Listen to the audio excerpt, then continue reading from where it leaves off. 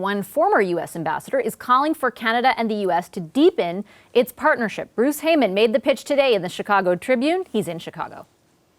Hi, Ambassador Heyman. Great to have you back on the program.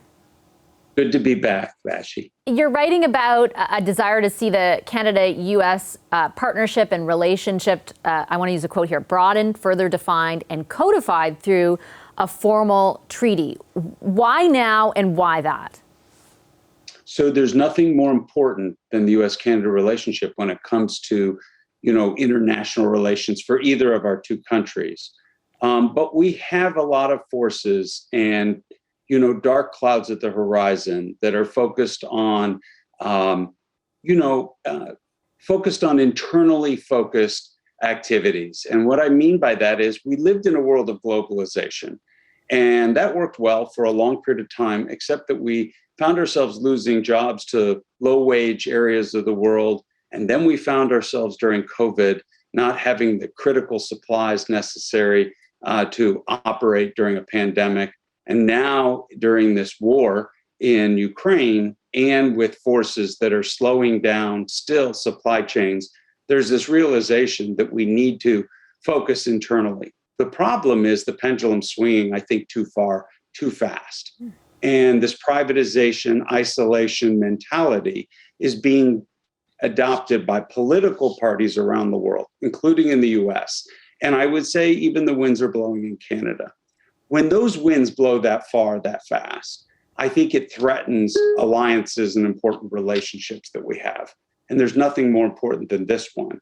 And so we have a history of putting things down on paper, codifying and committing to it. The Prime Minister's visiting NORAD right now today. That visit is important because that's the defense that we have for North America. We do it together, side by side. We just updated NAFTA in the last few years during the last administration. That's 99% of our trade, but yet there's so much more we could do. And so we operate in a world where I think it's important to codify it. Why? When those forces, extreme forces, take hold, either in the US or Canada, I don't want to be in a position where a president or a prime minister can get up one day and start dismantling some of the important part of our alliance. It would be much harder to do if it's passed by Congress. I guess what I wonder, though, and immediately as you were describing that scenario, I was thinking back to the back and forth, which I'm sure you do as well, around NAFTA, right? And there was a president in the United States, and to a certain degree there still is, who's very focused on protectionist measures in response to exactly what you laid out, the sentiment from the voters, really. Ultimately, he was not able to dismantle the trade relationship between our two countries. It was just renegotiated. And, I don't think either country is saying we're at a massive loss or things have changed so much that it could be equated to a dismantling. So what is the case for taking it further? We have NORAD, we have NAFTA 2.0, whatever you'd like to call it. Why is further codification necessary? So we're living in a world where energy resources are changing. And I think that we on both sides of our border need to codify and protect energy resources for national security reasons. Boy, there are a lot of people in Canada see the US starting to make agreements on fossil fuels, even though we want to get out of fossil fuels eventually for climate change, starting to make agreements around the world with people, and Canadians are scratching their head, hey, why isn't this more with us? But it's beyond that. We have a border that has 5,525 mile border, yet it's not functioning at the level that I think it could or should or historically has been. And we have the ability to update that significantly. We have shared interests in the Arctic. We have shared interest in cyber. We have shared interest all across the board. And importantly, we have shared interest in cross-border talent, skill sets, and employment. But all of this needs to be worked out and negotiated. And then I think you put it under the umbrella of codifying it through Congress and Parliament, and we protect each other from potential radical elements that could take hold politically. How great do you think the threat of that is? This week, tonight, we are starting hearings on an insurrection that took place in the capital of the United States.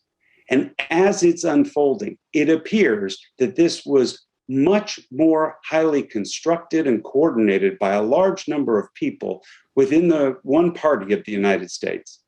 That all being said, I think we're under a great threat.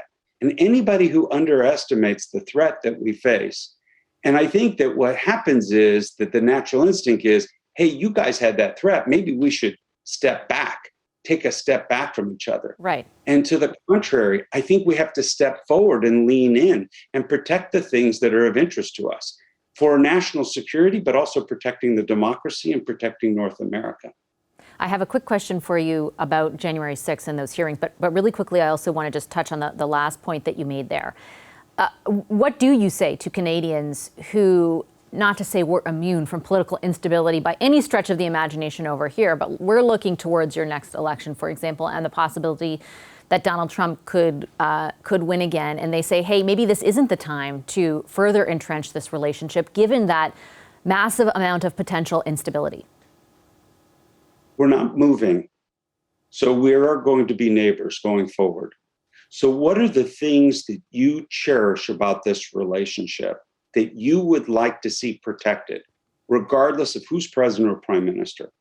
Those are the things that we should work together on protecting for each other, for the future generations, and knowing that we may have some idiosyncratic leaders in either of our two countries that may put any of this at risk. And I never would have said that when I was ambassador. But watching what happened during the previous administration and the threats that were made directly to Canada, either from the White House, from Peter Navarro, or the president himself threatening you with steel and aluminum tariffs on the basis of national security. That's a wake-up call. So what do we do not to turn away? You can't move. You're not moving. We're not moving. So let's just face the facts. We've got a serious issue here developing globally on authoritarian and extreme beliefs, and we're working hard to try to protect that. This is one idea, but I'm open to all kinds of ideas to help protect this relationship. I just have a few seconds left, but I do want to ask you what you expect for the public hearing that Americans and obviously Canadians, because they have a TV too, are about to witness. I think people are going to be surprised if they listen carefully on how many people may have been involved in this effort, on how widely coordinated it was, and how close we were to disrupting and dismantling the democracy we hold and cherish so much in the United States.